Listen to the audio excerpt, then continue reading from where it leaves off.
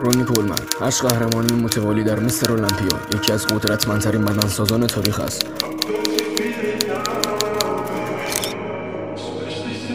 آرنولد شورزگر 7 بار قهرمان مستر المپیا شد و به خاطر اندام عضلانی و چهره کاریزماتیکش به یک ستاره بین‌المللی تبدیل شد.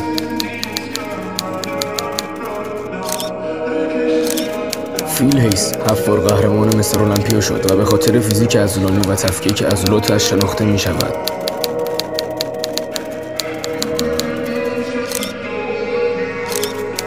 لی هنری 8 بار قهرمان مستر المپیا شد و رکورد آرنولد شورزگر را شکست و به خاطر فیزیک عضلانی و استقامت بی‌نظیرش شناخته می شود.